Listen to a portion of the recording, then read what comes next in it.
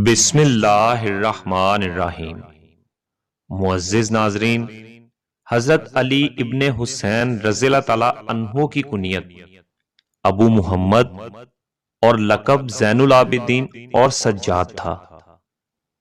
آپ امام علی مقام حضرت امام حسین ابن علی رضی اللہ تعالیٰ عنہ کے بیٹے تھے، اور آپ کی والدہ محترمہ کا نام بی بی شہر بانو تھا۔ حضرت امام زین العابدین کی ولادت باسعادت بعض روایات کے مطابق 15 جمادی الاول اور بعض روایات کے مطابق 15 جمادی الثانی کو ہوئی، جبکہ ولادت کا سال 38 ہجری تھا، اور اس وقت امام زین العابدین کے دادا جان حضرت علی رضی اللہ تعالیٰ عنہ عالم اسلام کے خلیفہ تھے۔ آپ کا نام آپ کے دادا کے نام پر علی رکھا گیا، جبکہ کنیت ابو الحسن اور ابو القاسم رکھی گئی۔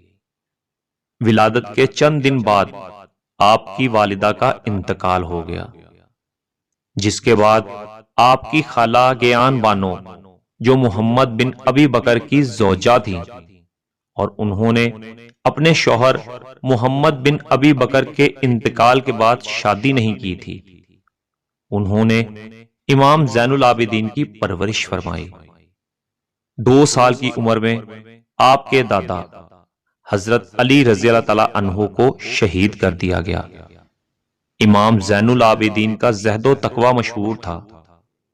وضو کے وقت آپ کا رنگ زرد ہو جاتا تھا۔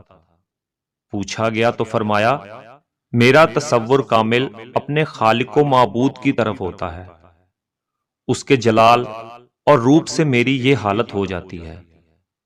نماز کی حالت یہ تھی کہ پاؤں کھڑے رہنے سے سوج جاتے اور رات بھر جاگنے کی وجہ سے رنگ زرد ہو جاتا۔ نماز کے وقت آپ کا جسم لرزہ براندام ہوتا۔ سجدوں کی کثرت کی وجہ سے آپ کا نام سید الساجدین اور سجاد پڑ گیا تھا۔ علامہ ابن حجر مکی نے لکھا کہ ایک دفعہ کسی شخص نے آپ کے سامنے آپ کی برائی کی، مگر آپ خاموش رہے، تو اس شخص نے کہا کہ اے علی ابن حسین، میں آپ سے مخاطب ہوں۔ تو آپ نے فرمایا کہ نبی کریم صلی اللہ علیہ وآلہ وسلم نے فرمایا ہے کہ جاہلوں کی بات کی پرواہ نہ کرو، اور میں اس پر عمل کر رہا ہوں۔ ایک شامی شخص نے حضرت علی رضی اللہ تعالیٰ عنہ کو آپ کے سامنے گالیاں دیں، تو آپ نے فرمایا، اے شخص، تو مسافر معلوم ہوتا ہے، اگر کوئی حاجت ہے تو بتا۔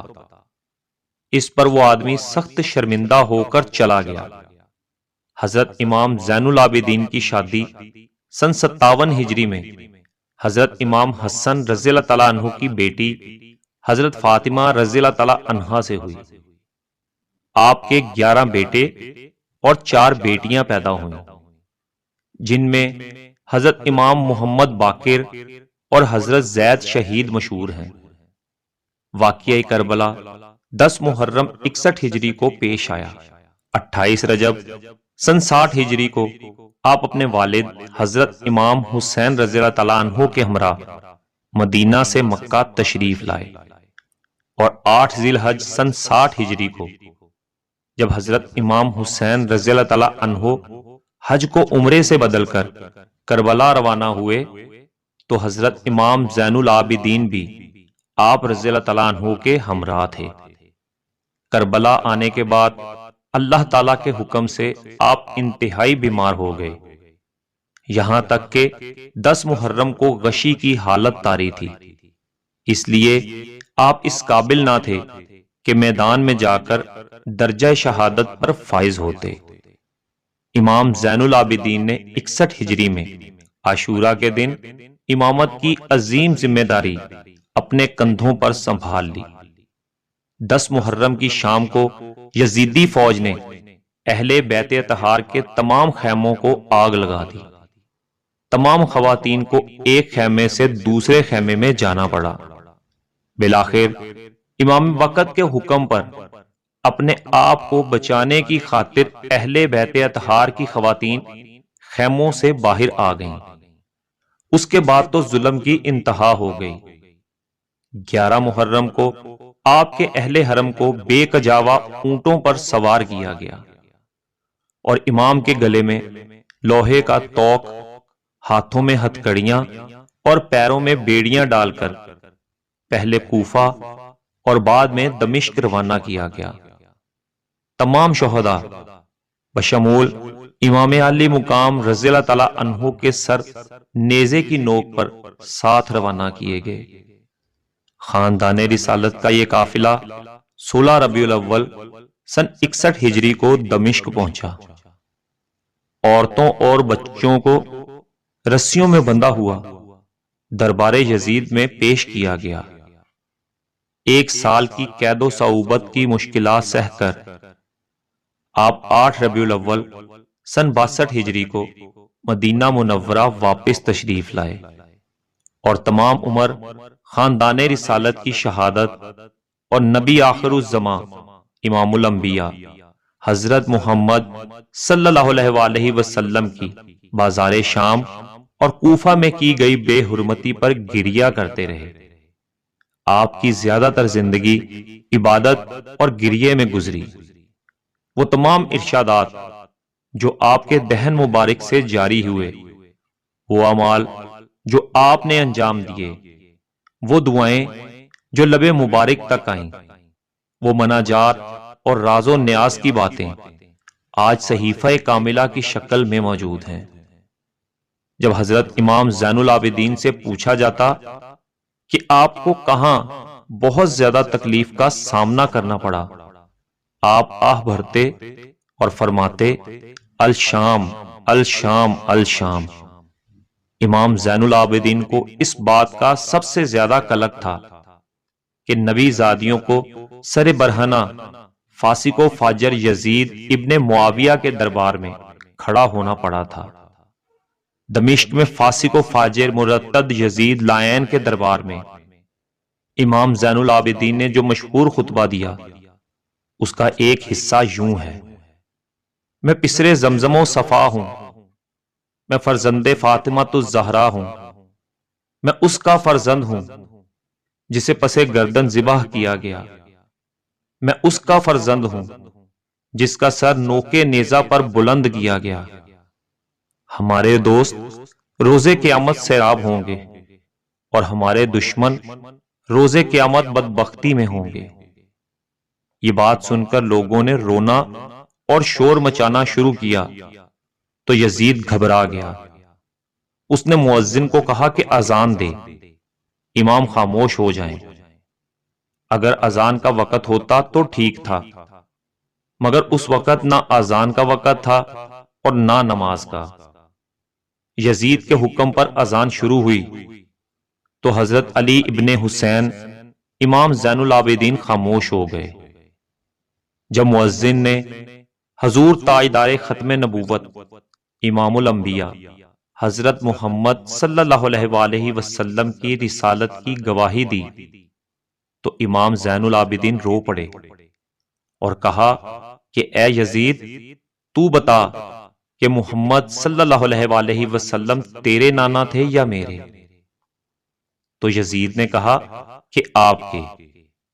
تو حضرت امام زین العابدین نے فرمایا، پھر کیوں تو نے ان کے اہل بیت کو شہید کیا؟ یہ سن کر یزید یہ کہتا ہوا چلا گیا کہ مجھے نماز سے کوئی واسطہ نہیں۔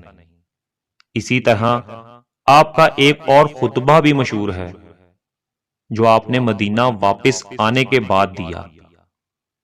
آپ ربیع الاول 62 ہجری کو مدینہ واپس پہنچے، روضہ رسول صلی اللہ علیہ وآلہ وسلم پر پہنچے تو قبر اطہر پر گال رگڑ کر چند اشعار پڑھ کر فریاد کی، جن کا ترجمہ یوں ہے: میں آپ صلی اللہ علیہ وآلہ وسلم سے فریاد کرتا ہوں، اے نانا، اے تمام رسولوں میں سب سے بہتر، آپ صلی اللہ علیہ وآلہ وسلم کا محبوب حسین رضی اللہ تعالیٰ عنہ شہید کر دیا گیا اور آپ صلی اللہ علیہ وآلہ وسلم کی نسل تباہ و برباد کر دی گئی۔ اے نانا، میں رنج و غم کا مارا آپ صلی اللہ علیہ وآلہ وسلم سے فریاد کرتا ہوں کہ مجھے قید کیا گیا اور میرا کوئی حامی اور مدافعت کرنے والا نہ تھا۔ اے نانا، ہم سب کو اس طرح قید کیا گیا جیسے لاوارث کنیزوں کو قید کیا جاتا ہے۔ اے نانا، ہم پر اتنے مصائب ڈھائے گئے جن کو انگلیوں پر گنا نہیں جا سکتا۔ مروان بن حکم کے مرنے کے بعد سن 65 ہجری میں عبد الملک بن مروان تخت نشین ہوا تو اس نے حجاج بن یوسف کو حجاز کا گورنر بنا دیا، کیونکہ حجاج نے عبداللہ ابن زبیر رضی اللہ تعالیٰ عنہ کو شہید کر کے حجاز پر قبضہ کیا تھا۔ حجاج نے کعبے پر سنگ باری کی تھی اور کعبہ کو تباہ کیا تھا، حتیٰ کہ اس کی دوبارہ تعمیر کی ضرورت پیش آئی۔ اس وقت عبد الملک بن مروان نے حجاج بن یوسف کو حکم دیا تھا کہ حضرت علی ابن حسین یعنی امام زین العابدین کو گرفتار کر کے شام پہنچا دیا جائے۔ اس نے انہیں زنجیروں میں باندھ کر مدینے سے باہر ایک خیمے میں رکھوایا۔ علامہ ابن حجر مکی کے مطابق عبد الملک بن مروان کو کچھ لوگوں نے سمجھایا کہ حضرت امام زین العابدین خلافت سے کوئی غرض نہیں رکھتے، اس لیے انہیں نہ چھیڑا جائے۔ عبد الملک بن مروان نے حجاج کو پیغام دیا کہ بنی ہاشم کو ستانے اور ان کا خون بہانے سے پرہیز اور اجتناب کرو، کیونکہ بنی امیہ کے اکثر بادشاہ انہیں ستا کر جلد تباہ ہو گئے۔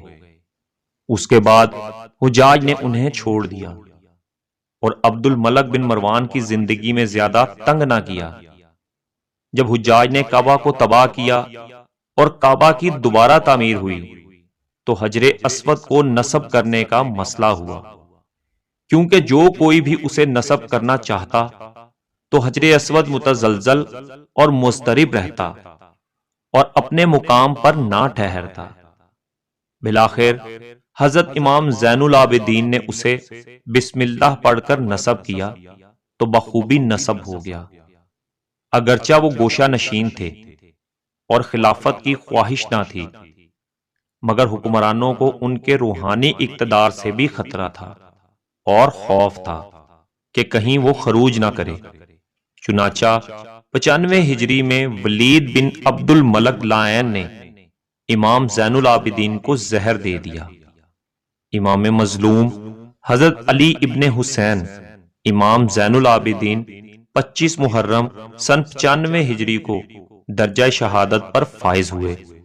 آپ کی تجہیز و تکفین آپ کے فرزند حضرت امام محمد باقر نے کی اور آپ کی تدفین جنت البقیع میں حضرت امام حسن رضی اللہ تعالیٰ عنہ کے پہلو میں کی گئی۔ لاکھوں کروڑوں درود نبی کریم صلی اللہ علیہ وآلہ وسلم پر اور ان کی آل پاک پر۔ اے اللہ، بروز قیامت ہمیں پیارے نبی حضرت محمد صلی اللہ علیہ وآلہ وسلم کا ساتھ نصیب فرمانا، آمین۔